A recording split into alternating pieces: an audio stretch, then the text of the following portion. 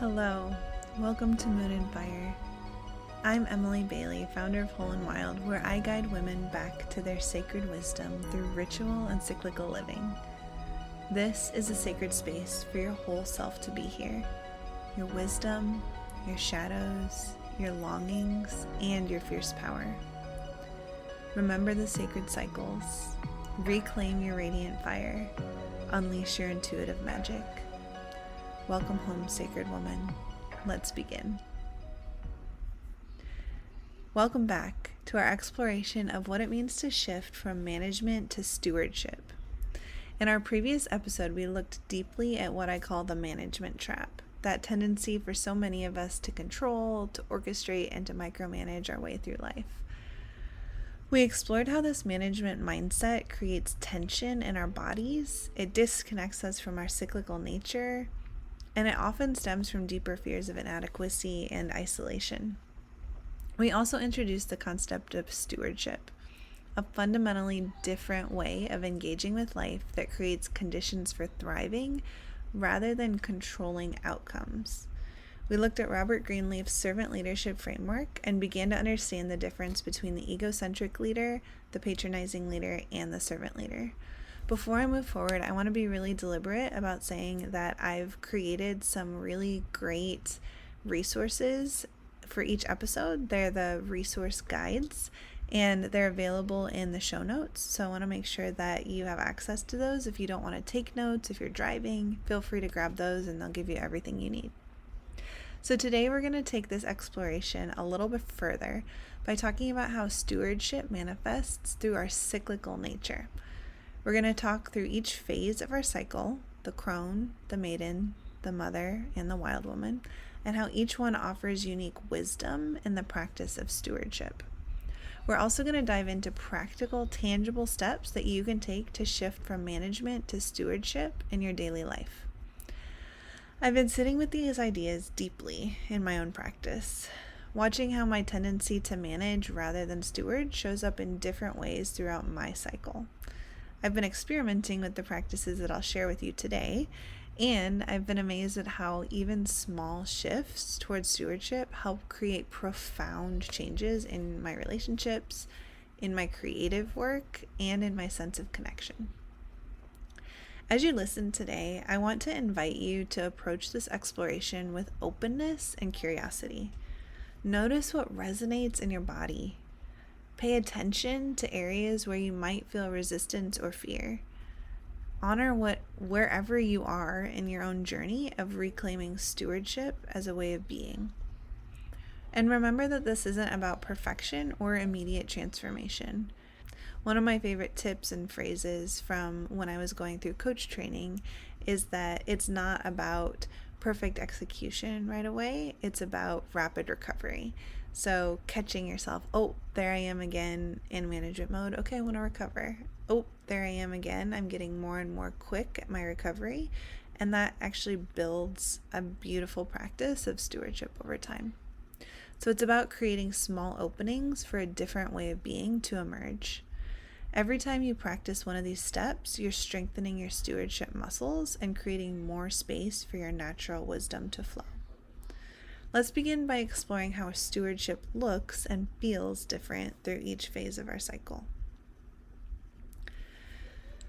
One of the most beautiful aspects of embracing both cyclical living and stewardship is recognizing that stewardship looks and feels different in each phase of our cycle. When we understand this, we can work with our natural rhythms rather than against them, becoming more and more effective stewards no matter where we are in our cycle.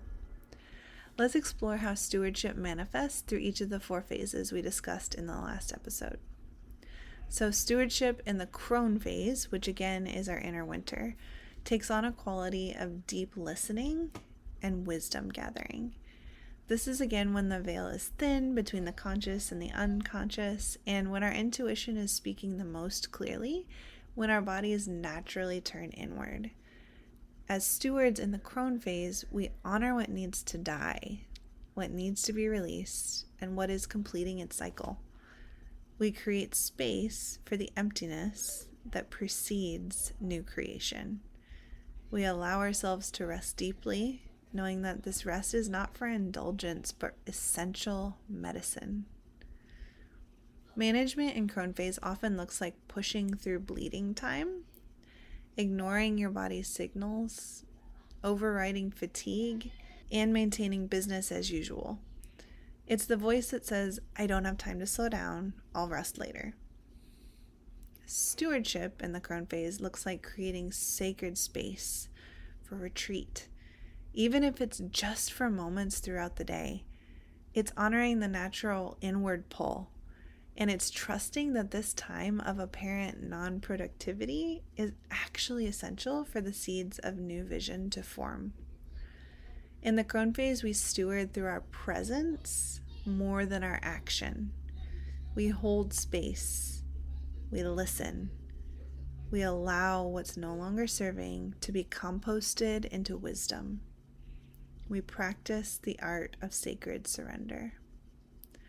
The question that guides this Crone phase stewardship is, what needs to be released so new life can emerge? As we move into the Maiden phase, our inner spring, stewardship takes on a quality of nurturing new beginnings. This is when our energy naturally rises, when ideas begin to flow, when possibilities feel expansive and fresh. As stewards in the Maiden phase, we tend to the delicate seedlings of new projects, new relationships, and new visions. We create containers for growth and exploration. And we honor the natural enthusiasm and optimism of this phase without rushing to harvest what's just beginning to grow. Management in the Maiden phase often looks like immediately structuring new ideas into rigid plans, imposing too much control too early, and focusing on outcomes before the vision has had time to develop organically. It's the voice that says, I need to know exactly how this will turn out before I begin.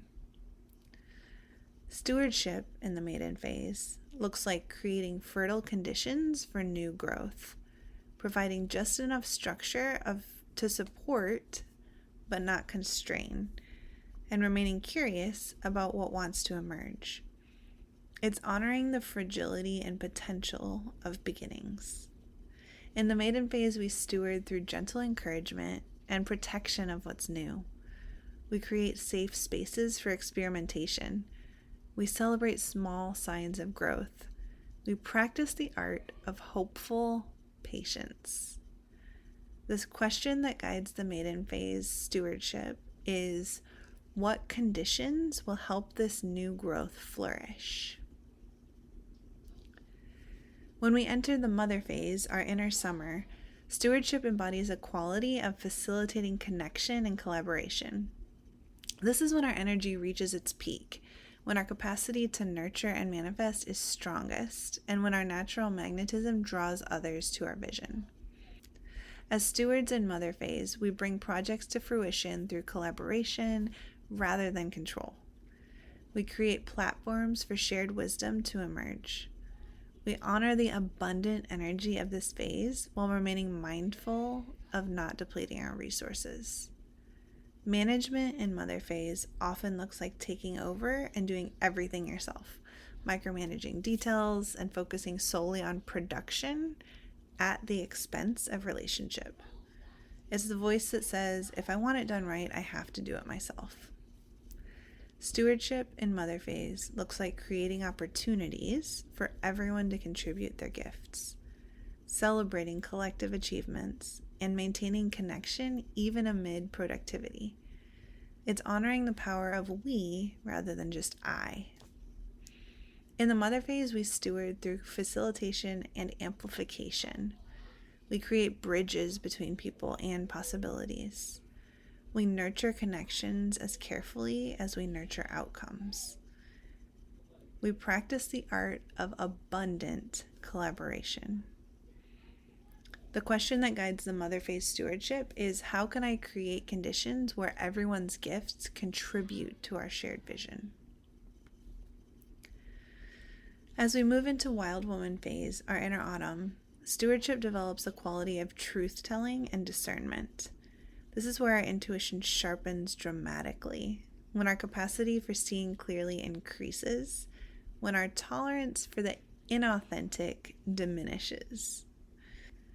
As stewards in Wild Woman phase, we honor boundaries that protect natural rhythms and authentic expression. We create space for necessary endings and for transformations. We listen to the intuitive knowing that often speaks through our bodies in this phase. Management in the Wild Woman phase often looks like ignoring intuitive hits, pushing through resistance without questioning it, and avoiding difficult truths because they don't fit into the plan. It's the voice that says, I don't have time for this disruption right now. Stewardship in the Wild Woman phase looks like creating space for truth to be spoken, for what's not working to be acknowledged, for the wisdom in disruption to be honored. It's trusting the discernment that naturally arises in this phase. In Wild Woman phase, we steward through honest reflection and protective boundaries. We create spaces where truth can be safely shared. We honor the necessity of pruning what no longer serves the whole. We practice the art of fierce compassion. The question that guides Wild Woman phase stewardship is, what truth needs to be acknowledged for authentic growth to continue? What's beautiful about understanding stewardship through our cyclical wisdom is recognizing that these aren't rigid categories. Just as the phases of our cycle flow into one another, these qualities of stewardship also blend and dance together. There will be moments in the Crone phase when we need to call on the discernment of the Wild Woman. There will be times in the Mother phase when we need to access the nurturing care of the Maiden energy. Stewardship, like our cycle, is fluid and responsive rather than fixed and rigid. The key is developing awareness of where we are in our cycle and how that natural energy can inform our approach to stewardship. When we align our leadership with our cyclical wisdom, we bring our full medicine to everything we touch. Instead of pushing against our nature or trying to be consistent in all seasons, we honor the unique gifts of each phase. We recognize that effective stewardship doesn't look the same all month long, and that it's not a weakness or inconsistency. It's actually the very source of our power. By embracing the cyclical approach to stewardship, we create a more sustainable, authentic, and powerful way of bringing our gifts to the world. We stop exhausting ourselves by trying to be in mother energy all month long. We honor the necessary fallow times of Crone, the visionary times of Maiden, and the truth-telling times of Wild Woman.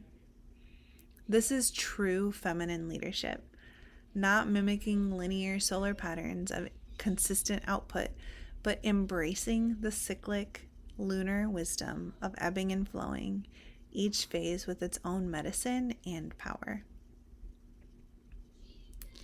Now that we've explored the cyclical wisdom of stewardship, I want to talk about the practical ways that we can begin shifting from management to stewardship in our daily lives.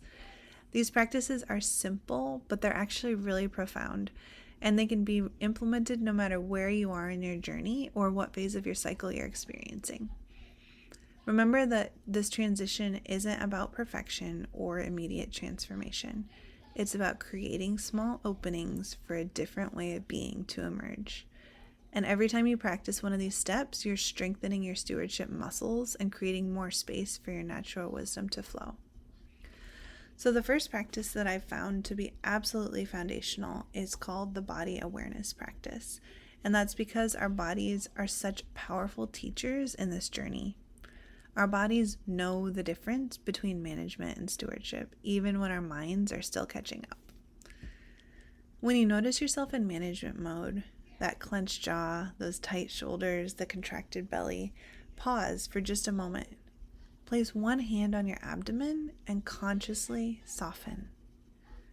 Let your belly go loose and soft. Take a deep breath that expands into that soft space. Notice how this physical shift affects your thinking and your emotional state. Often you'll find that just this simple act of softening your body creates an immediate shift in your perspective. Solutions that weren't visible before suddenly appear. rigidity in your thinking melts, and space just opens up for creativity and connection. You can practice this body awareness throughout your day, particularly before important conversations or decisions. It literally just takes seconds, but it can completely transform your approach from management to stewardship. I recommend pairing this physical softening with a simple phrase that resonates with you. Something like, I soften and trust, or I open to wisdom. It creates a bridge between the physical practice and your conscious intention. The second thing I'd like to dig into is a practice called Question Your Expectations. And this involves becoming curious about what's driving your need to manage rather than steward. It's about illuminating the fears that often hide beneath our management behavior. When you find yourself attached to a specific outcome, pause and ask, what am I afraid would happen if this unfolded differently than I expect? This question often reveals the fear behind your need to control. Perhaps you're afraid of being seen as incompetent. Maybe you're worried about disappointing others. Or perhaps there's a deeper fear of being alone or unsupported. Simply bringing awareness to these fears without judgment begins to loosen their grip. When we can name the fear that's driving our management behavior, we create space to choose differently. Try journaling the question, especially when you notice yourself feeling particularly rigid around how something needs to unfold. The insight that emerges can be really powerful catalysts for shifting from fear-based management to trust-based stewardship. Our third practice addresses what we talked about earlier, the receiving problem that often accompanies a management mindset. This practice is about building your receiving muscles through simple daily opportunities. Start with accepting compliments without deflection. When someone offers praise or appreciation, practice simply saying thank you instead of minimalizing or immediately complimenting them in return. Receive help without apology. When someone offers assistance, try accepting it with gratitude rather than explaining why you should be able to handle it yourself. Allow gifts without feeling the immediate need to reciprocate. Practice receiving someone's generosity as a complete gift, not the first half of an exchange that needs to be balanced. These might sound simple, but for many women, they can be surprisingly challenging. Our culture has taught us that constant giving is virtuous, while receiving is somehow selfish. But true stewardship requires both, the ability to give generously and to receive graciously. I recommend choosing one small receiving practice to focus on each week. Notice how it feels in your body to simply receive without managing the exchange. Pay attention to where resistance arises and hold that resistance with compassion rather than judgment. Our fourth practice focuses on the power of language to shape our experience. The words we use, even in our internal dialogue, can either reinforce management or invite stewardship.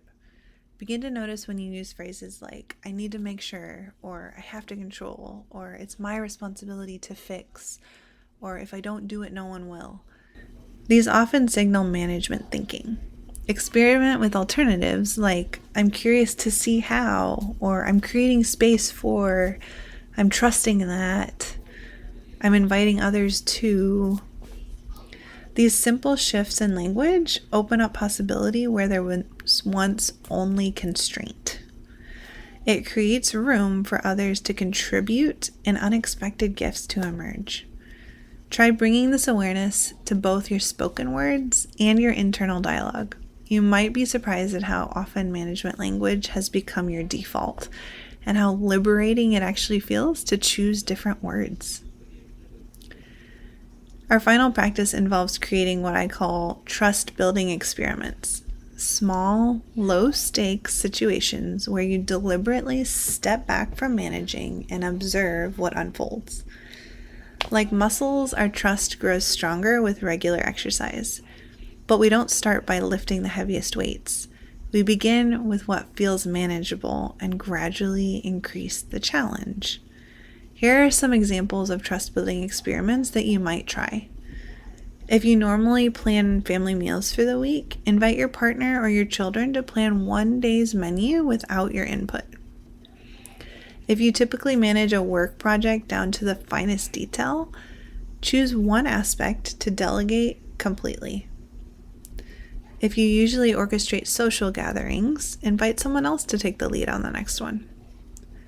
If you regularly override your body's need to meet external demands, commit to honoring one physical need each day without negotiation. The key to each of these experiments is to start small enough that your nervous system doesn't go into full panic, but significant enough that you're stretching your comfort zone. After each experiment, reflect on what unfolded. What surprised you? What gifts emerged that you wouldn't have had possible if you had been tight with your management? What did you learn about yourself and others? Over time, as your trust muscles strengthen, you can gradually increase the scope of these experiments. Eventually, stewardship becomes less of a conscious choice and more of a natural way of being. What makes these practices even more powerful is integrating them with your cyclical awareness. Different phases of your cycle may naturally support different stewardship practices. In the Crone phase, body awareness practices might feel especially potent as the veil between your conscious and your unconscious is the thinnest. In the Maiden phase, questioning expectations and experimenting with new language patterns might flow more easily as your creative energy rises. In the Mother phase, trust-building experiments might feel more accessible as your capacity for collaboration peaks. And in the Wild Woman phase, identifying the fears beneath management behavior might come more naturally as your discernment sharpens. By honoring where you are in your cycle and choosing practices that align with that energy, you're doubly supporting your shift from management to stewardship. You're working with your nature rather than against it. Remember that this journey from management to stewardship is not linear or one time. It's cyclical, just like our bodies. There will be moments of beautiful stewardship and moments of falling back into management. The key is not perfection, but awareness and compassionate return to intention. Each time you practice softening, questioning, receiving, shifting language, or building trust, you're creating a new pathway. And over time, stewardship becomes less of an effort and more of a homecoming, a return to a way of being that your wild feminine wisdom has known all along.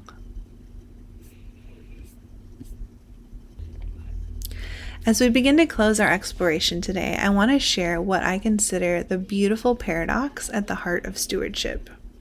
It's this: when we loosen our grip on managing outcomes, we often become more effective in creating meaningful change. That truth can be so frustrating and freeing and liberating at the same time. I'm going to say it again. When we loosen our grip on managing outcomes, we often become more effective in creating meaningful change. This runs counter to everything that our achievement-oriented culture teaches us. We're told that tighter control leads to better results, that more detailed planning ensures success, that leaving nothing to chance is the path to excellence. But what if the opposite is true? What if our tight grip is actually restricting the very outcomes we desire? I've witnessed this paradox unfold countless times in my work with women. The leader who finally delegates without micromanaging and watches her team exceed all expectations. The mother who steps back from orchestrating her child's every experience and sees authentic confidence emerge. The entrepreneur who releases her death grip on how things must happen and suddenly finds support and opportunities flowing in unexpected ways. By treating others as partners rather than variables to be controlled, we tap into collective wisdom and capacity that far exceeds what any single manager could orchestrate. By creating conditions for things to flourish rather than dictating exact outcomes, we allow for possibilities beyond our limited imagination. But perhaps most powerfully, servant leadership creates something that management alone never can: authentic community. Where management often reinforces our isolation, keeping us in the position of the lone orchestrator, stewardship builds genuine connections. It transforms "I must hold everything together" into "we are holding each other." This is why Greenleaf emphasizes treating followers as partners rather than subordinates. True partnership alleviates the profound loneliness that so often accompanies leadership positions. When we lead as stewards, we discover that we were never meant to carry the weight alone, and that true strength comes from meaningful interdependence. Greenleaf talks about servant leaders by saying that the best test and difficult to administer is, do those served grow as persons? Do they, while being served, become healthier, wiser, freer, more autonomous, and more likely themselves to become servants? Thus is the ultimate measure of stewardship, not perfect execution of a predetermined plan, but the growth and flourishing of everything under our care, including ourselves. And importantly, not just individual growth, but the cultivation of a community where no one needs to fear being unsupported or alone. That, to me, is the most beautiful paradox of all, that by releasing our need to control everything, we actually create the conditions for deeper connection, support, and belonging. By surrendering the illusion that we must hold it all together alone, we discover that we are and have always been held. I have tattoos on my palms that say the word all, and it's very meaningful to me for multiple reasons, but one is because I committed a long time ago that I never want to live with clenched fists, but rather with open hands. And I put it on my palms because when I clench my fists, I can't see the tattoo. And so for me, even the practice of remembering that I want to live with open hands so that I can both give my all, but also receive all that this life has for me. It's a powerful reminder, and it's still serving me years and years later. Now I want to just end by connecting our journey from management to stewardship back to the heart of what Moon and Fire is all about. Remembering our cycles, reclaiming our radiant fire, and unleashing our intuitive magic. When we shift from management to stewardship, we're not just changing a leadership style. We're fundamentally reclaiming a way of being that aligns with our deepest feminine wisdom. We're remembering a truth that lives in our bones and blood, that we are cyclical beings designed to flow between different expressions of our power rather than maintaining a constant output. Stewardship honors this cyclical nature. It creates space for both the being and the doing, the expressing and the receiving, the structure and the flowing. It allows and acknowledges that true power isn't just found in the constant production, but in rhythmic creation and rest, in the dance between structure and surrender. When we reclaim stewardship as our primary way of engaging with life, something remarkable happens to our radiant fire, that inner light of feminine power that, when fully expressed, illuminates not only our own path, but literally lights the way for others. Under the constraints of management, our fire often dims. We become so focused on controlling outcomes that we lose touch with the wild creative energy at our core. We exhaust ourselves maintaining the illusion of control, leaving little energy for authentic expression and creation. But when we shift into stewardship, our radiant fire naturally strengthens. We're no longer spending precious energy fighting against our nature or maintaining rigid control.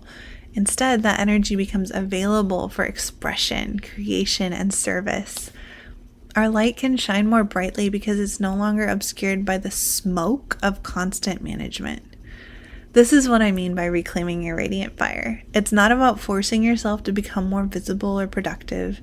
It's about removing the constraints that have dimmed your natural radiance. It's about creating conditions where your light can shine without interference. And this brings us to intuitive magic, the deep knowing that emerges when we're aligned with our true nature. Management often drowns out the subtle voice of intuition with its constant noise of planning and controlling. Stewardship, on the other hand, creates a quiet, receptive space where intuition can speak and be heard. When we steward rather than manage, we open ourselves up to synchronicity, to divine timing, to the kind of magic that cannot be forced or manufactured. We become available to receive guidance that transcends our limited perspective. We tap into wisdom beyond what our managing minds could access. This reclamation of stewardship is, I believe, one of the most powerful ways to remember who we truly are as women. It's a return to a way of being that honors both our sovereignty and our interconnection, both our power to create and our wisdom to allow, both our capacity to structure and our nature to flow. Before we close today, I want to share a simple practice that can help you embody the shift from management to stewardship. This is something you can return to whenever you notice yourself slipping back into management mode, or as a regular practice to strengthen your stewardship muscles. Find a quiet place where you won't be interrupted.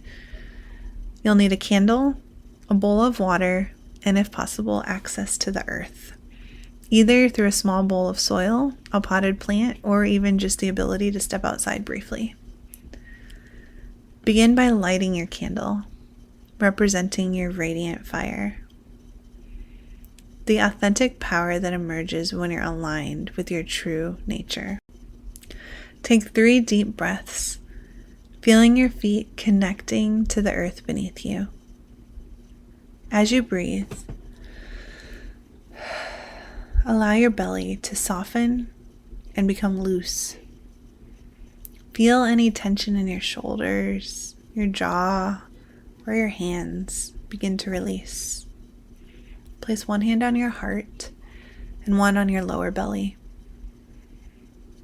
Feel the warmth of your hands and the rhythm of your breath. Now think of an area in your life where you've been in management mode, where you've been tightly controlling, meticulously planning, or rigidly directing. This might be related to work, relationships, your creative expression, or even your spiritual practice. As you hold this situation in your awareness, notice how management feels in your body. Where do you tense? How does your breath change? What emotions arise? Without judgment, simply acknowledge, I notice I've been in management mode. This was my best attempt to create safety and certainty. Now dip your fingers into the water and touch your forehead, heart, and belly, saying, I release the illusion of control. I open to the wisdom of stewardship. Feel the coolness of the water as a reminder of flow, of fluidity, of the ever-changing nature of life. Water doesn't force its way. It finds the path of least resistance. It's powerful, not through rigid control, but through consistent movement and adaptation. Now touch the earth with your hands, either the soil in your bowl, your potted plant, or stepping outside to feel the ground beneath your feet. Say, I remember that I am held. I am supported. I am part of a living system that knows how to thrive. Earth teaches us about stewardship, how to create conditions for growth without controlling exactly how that growth happens. Earth holds and supports without demanding or directing. Return your attention to the candle's flame. Watch how it dances, how it responds to the subtlest air currents, how it remains true to its nature while constantly changing its exact form. Say, I reclaim my radiant fire. I trust the wisdom of my cyclical nature. I embrace the path of stewardship. Take 3 more deep breaths, feeling the shift from the contracted energy of management to the open, receptive energy of stewardship. Notice how your body feels different, how your perspective has shifted, how possibility has opened where before there may have only been rigid certainty. Close your ritual by thanking the elements, fire, water, earth, and the air that surrounds you for their teachings on stewardship. Extinguish your candle with gratitude, knowing you can return to this practice whenever you need to remember the wisdom of stewardship. As we close our time, I want to acknowledge the sacred work that you're doing just by exploring the shift from management to stewardship. In a world that often rewards control and celebrates the perfect execution, it takes courage to choose a different path, to loosen your grip, to trust in something larger than your own efforts, and to create space for mystery alongside intention. I invite you to join me in this ongoing exploration of stewardship, this practice of holding our plans more loosely so that life can breathe through them, of softening our bellies and our expectations, of discovering that our capacity to receive, to be surprised, to adapt, to flow, might actually be our greatest strength of all. In our next episode, we'll explore the power of ritual medicine more deeply, how creating intentional ceremonies can help you mark transitions, honor your cycle, and create containers for transformation. We'll talk about practical ways to incorporate ritual into your daily life, even if you've never created a ritual before. Until then, I encourage you to experiment with the practices we've explored today. Notice when you slip into management mode and gently guide yourself back to stewardship.